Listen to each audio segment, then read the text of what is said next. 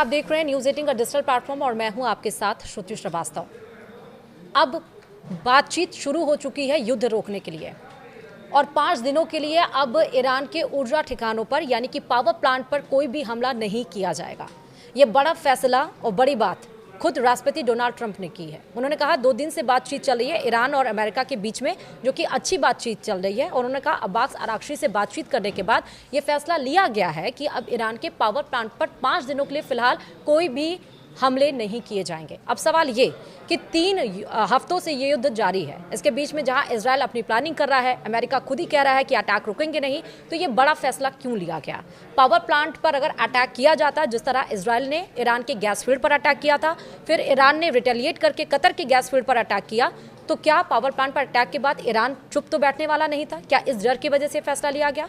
क्या 5 दिन के बाद बातचीत के बाद और फिर से हमले वाकई पूरे रुक जाएंगे? अगर इस तरह से ऑयल टैंक पे या फिर हम कहें गैस फील्ड पर हमले होते, तो क्या 1970 और 2022 की तरह फिर से पूरा का पूरा देश ऊर्जा और गैस और तेल की किल्लत यानी लॉकडाउन लग जाती? इन सारे मुद्दों पर हम बातचीत करेंगे। हमारे साथ हमारे सहयोगी अंकुर त्यागी जी, बहुत बहुत स्वागत है सर। और सर, ये बड़ा फैसला जो कि ईरान घुटने टेकने के लिए बिना शर्त के था नहीं, और अमेरिका चाह रहा था वो घुटने टेके, और युद्ध लगातार बढ़ रहा था। इस बीच में ये बड़ा फैसला कि अब उसके पावर प्लांट पर हमला नहीं किया जाएगा, क्यों किया गया है? देखिए श्रुति, ये एक बड़ा फैसला है, हालांकि ये राहत की बात है। हाँ। लेकिन इसके पीछे समझना होगा कि अमेरिका के प्रेसिडेंट जो कहते थे कि हम दुनिया की सबसे बड़ी फ़ौज है, नंबर 1 फ़ौज है, उसने ये फैसला किया है। तो कहीं ना कहीं इसके कहीं ना कहीं मायने हैं। अब मायने क्या है? पहला मायना तो ये है कि जो ईरान और अमेरिका के बीच में जो जंग थी, वो एक ऐसे मुहाने पर पहुंच गई थी कि इसके आगे का रास्ता काफ़ी भयानक होने वाला था। अब ये कैसे होने वाला था कि अगर अमेरिका ईरान के पावर प्लांट्स पर हमला करता, तो इसके बाद ईरान भी उसके बदले यूएई, सऊदी अरब, कतर, ओमान, इनके तमाम देशों के पावर प्लांट्स को निशाना बनाता। साथ ही साथ जो पानी साफ करने के प्लांट्स हैं उन पर भी निशाना बनाता। तो एक नया संकट पैदा हो जाता। दूसरा, आपको ये समझना पड़ेगा कि अमेरिका स्टेट ऑफ हॉर्मुज यानी कि जो फारस की खाड़ी है उसको खोलने में नाकाम रहा है। कहीं ना कहीं ये समझना, क्योंकि नाटो ने उस तरह से उतनी मदद नहीं दी है, और जिससे ये लगे कि भाई अमेरिका इस पोजीशन में है कि उस फारस की खाड़ी से जो व्यापार होना है वो हो जाएगा। तो ये एक सबसे बड़ी प्रॉब्लम थी। तो कहीं ना कहीं एक ह्यूमिलेशन से बचने के लिए एक फेस सेविंग खुद ही ली है ट्रंप ने कि भाई ये मामला जो है थोड़ा सा 5 दिन का एक पॉज लेते हैं, देखते हैं। अगर बातचीत सही हुई ईरान के साथ तो ठीक है, वरना ये हमले फिर शुरू हो सकते हैं। राइट। लेकिन इसके बीच में ईरान ये कह रहा था कि ये लड़ाई इजराइल और ईरान की है, बीच में अमेरिका फालतू में हाथ धो रहा है, तो हम अटैक से पीछे नहीं हटेंगे। तो क्या इजराइल इस बात को स्वीकार करेगा? ये एक बड़ा सवाल है श्रुति, आपने स्टार्टिंग में ये सवाल पूछ लिया।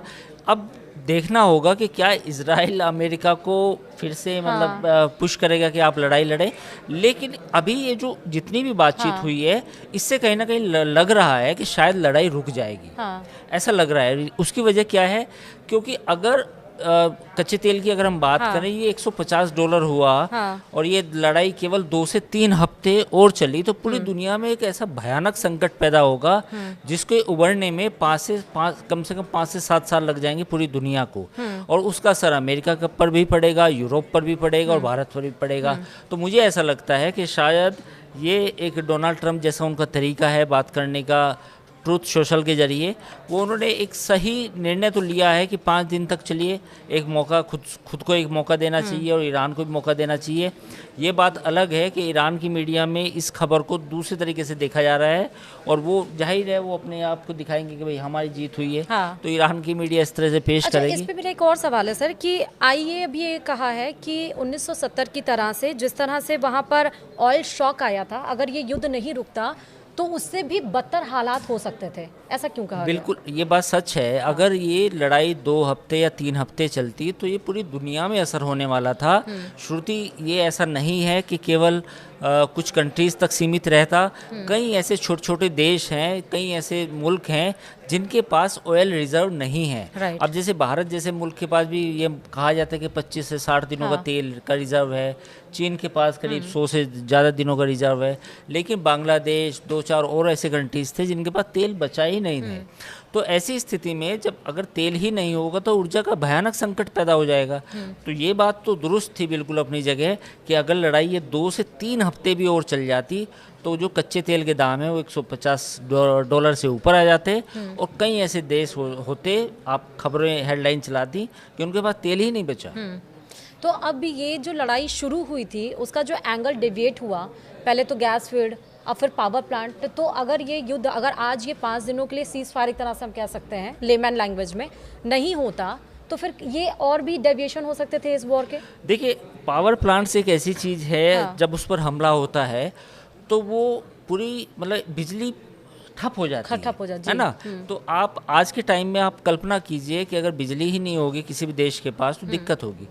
तो ये अमेरिका ने जब ये ऐलान किया कि हम ईरान के पावर प्लांट्स को निशाना बनाएंगे, तो फिर अब पॉइंट ये था कि भले ही ईरान इजराइल तक उसकी मिसाइल उतना सटीक निशाना ना लगा पाए, लेकिन कम से कम दुबई, आबू धाबी और सऊदी अरब, कतर, ओमान, ये तमाम ऐसे मुल्क हैं, अगर इनके पावर प्लांट्स को निशाना बनाया जाता तो एक अलग तरह का संकट पैदा हो जाता। तो मुझे लगता है कि कहीं बेटर सेंस प्रिवेल की है।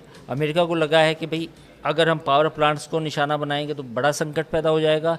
दूसरी, ईरान ने ये भी कहा था कि अगर हमारे पावर प्लांट्स को निशाना बनाया गया तो हम जो पानी साफ करने के जो प्लांट्स हैं, यानी कि देखिए पूरा जो गल्फ कंट्रीज हैं कहीं भी पानी नहीं है, बिल्कुल सारा का सारा पानी समुद्र से आता है, उसको साफ किया जाता है, तब जाके वो पीने योग्य बनता है।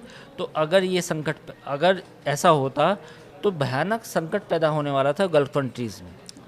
अब एक चीज़ और है, एक ही स्टेटमेंट को अलग अलग, एक तरफ से ईरानी मीडिया में जैसा आपने बताया कि वो बोल रहा है कि अमेरिका ने अपने घुटने टेक दिया, झुका है बेसिकली, वो तो ये बात बोल जी। और अमेरिका ये कह रहा है, उसका पहले ही था कि ईरान बिना शर्त के घुटने टेके। अब मुझे एक चीज़ समझाइए कि जो सबसे पावरफुल कंट्री है, अगर उसका ये स्टेटमेंट आया तो वाकई क्या इस जंग की शुरुआत तो अमेरिका ने कर दी थी, लेकिन उसको पता नहीं था कि ख़त्म कहाँ होगा? देखिए, इसमें 2 चीज़ें हैं। कोई अगर अमेरिका का राष्ट्रपति डोनाल्ड ट्रंप के अलावा होता तो वो शायद ये रास्ता ना लेता जो ट्रंप एक तरह से आउटस्पोकन है। वो खुद भी नहीं जानते कि कई बार ऐसा लगता है कि वो क्या दांव चलने चाह रहे हैं। तो कई बार उन्होंने खुद ही लिखा है। अगर अमेरिका की जगह, अमेरिका में प्रेसिडेंट ट्रंप की जगह कोई और राष्ट्रपति होता तो वो कहीं ना कहीं एक दूसरा रूट से ऐसा ऐलान करता, चाहे तो फ्रांस उसमें शामिल होता या उसमें ब्रिटेन होता या फिर कोई और कंट्री होता कि चलिए हमने बातचीत की, हम इस युद्ध को रोक रहे हैं, है ना, या हमारे ऑब्जेक्टिव्स पूरे होंगे। लेकिन ट्रंप है, ट्रंप अपने हिसाब से काम करते हैं, जो उनको लगता है अच्छा है वो अच्छा है, जो बुरा लगता है बुरा है। तो उन्होंने खुद ही इनिशिएटिव लिया, तो इसे दुनिया जैसे चाहे ले सकती है, पर ये थोड़ा सा हैरान कर देने वाला अच्छा, रशिया का भी इस पे स्टेटमेंट आ गया कि US will exercise the wisdom also. तो ये रशिया और जो नाटो देशों का इस पे रिएक्शंस आ रहे हैं, इसका मतलब कि उसका समर्थन ना मिलना नाटो देगा, वो कहीं ना कहीं देखिए हाँ, ये सबसे बड़ी बात ये थी कि जो फारस की खाड़ी थी, जल डमरू मध्य जो बोलते हैं हम उसको, स्ट्रेट ऑफ हॉर्मुज, सबसे बड़ी प्रॉब्लम वहाँ पर है। वहाँ पे क्या प्रॉब्लम है कि जो ईरान ने एक तरह से बिल्कुल ब्लॉकेड कर दिया है ना, वो अपनी कुछ जो जहाज़ हैं, करीब 40 से 45 जहाज़ अटके हुए भी हैं। तो अमेरिका को इसे खोलने के लिए कम से कम एक ऑपरेशन करना पड़ता, उसके लिए टाइम भी लगेगा, उसके लिए मैन पावर भी लगेगी, मैरिन्स भी लगेंगे। हो सकता है उसके लिए कोई स्ट्रेटजी बनाई जाए और उसमें ब्रिटेन या कोई फ्रांस या और बाकी कंट्रीज़ भी सामने आए, तो ये हो सकता है। तो ये मुझे लगता है कि जो टर्निंग पॉइंट है इस लड़ाई का वो स्ट्रेट ऑफ हॉर्मुज है। और जो ईरान ने दांव चला था कि मैं इसे ब्लॉकेड कर दूंगा, वो उसका सबसे बड़ा तुरुप का इक्का है। अब इसमें एक बात ये हो सकती है कि 5 दिन का समय के बाद अगर अमेरिका को लगा, मुझे लगता है कि शायद वो तैयारी भी करे। क्या डिप्लोमेटिक तो नहीं है ये? मुझे लगता है, ऐसा लगता है कि शायद अमेरिका ने 5 दिन स्ट्रेट ऑफ हॉर्मुज को खोलने की तैयारी के लिए टाइम लिया है कि 5 दिन वो हमला नहीं करेगा। हाँ, इस दौरान अमेरिका वहाँ पर बैकफायर तो नहीं करने की तैयारी कर रहे हैं? हो नहीं, बैकफायर हो वो एक अलग बात है, वो एक अलग डिस्कशन है कि क्या ईरान ऐसा होने देगा, लेकिन ये 5 दिन इसलिए मांगे गए हैं ताकि वहाँ पर तैयारी की जा सके। क्योंकि ट्रम्प का नेचर, रवैया भी इसी तरह, जो वो कहते हैं वो करते नहीं है, राइट? बिल्कुल और तैयारी भी वो अनप्रिडिक्टेबल, जी अनप्रिडिक्टेबल है। अनप्रिडिक्टेबल है। तो it may be that you have taken 5 days of window, 5 दिन की ले ली विंडो। क्योंकि देखिए जो पूरा यूएस आर्मी का जो मूवमेंट है, मरीन्स का मूवमेंट है, वो अभी भी है, वहाँ मोबिलाइज किया जा रहा है। अमेरिका से 2500 सैनिक उन्होंने पहले डिप्यूट करने की पहले बात है, डिप्यूट हाँ। किए हैं और वो और अपने सैनिक साजो सामान मंगा रहे हैं। हाँ। तो may be it's a greater plan of America कि वो पहले खर्ग आइलैंड जो सबसे बड़ा वहाँ का जिसको आइलैंड को जिसको लेने की बात कह रहा है, जिसको लेने की बात हो रही है, हाँ। वो प्लस स्टेट ऑफ हॉर्मुज, उस पर कब्जा करने का ये 5 दिन की एक रणनीति हो सकती है। पूरा मोटा मोटा यही है। मोटा मोटा यही है। तो आपने समझा कि आखिरकार ये 5 दिन का जो पावर प्लांट पर अटैक ना करने का, कोई भी हमले ना करने के पीछे की स्ट्रैटेजी फिलहाल क्या हो सकती है, वो हमने डिस्कशन किया। लेकिन ये ज़रूरी है कि 5 दिन का यहाँ पर हमला रुकना चाहिए था, क्योंकि तेल की कीमतें उछाल मार रही हैं, गैस की कीमतें उछाल मार रही हैं। लेकिन अब अगर एनर्जी की संकट, ऊर्जा की संकट पैदा हो जाएगी तो बिजली की दरें भी बढ़ेंगी, जो यूरिया खाद होते हैं उन सब की भी कमी आपको देखने को मिलेगी। और जैसा हमने बताया कि 1970 और 2022 में रशिया यूक्रेन में जिस तरह से युद्ध हुआ और तेल और ऊर्जा का संकट पूरे ग्लोबली देखा गया, उस तरह से इन देशों के बीच में युद्ध के बाद भी इस तरह का असर कहीं ना कहीं देखने को मिल रहा था। जबकि आईईए ने कहा है कि उस समय एक दिन में 1 मिलियन बैरल खर्च किया जा, 10 मिलियन, माफ करेगा, 10 मिलियन बैरल वहाँ पर तेल खर्च हो रहा था। इस समय जो युद्ध छुड़ा हुआ है यहाँ पे 11 मिलियन बैरल तेल खर्च किया जाता है, यानी कि 1% उससे ज़्यादा खर्च किया जा रहा था।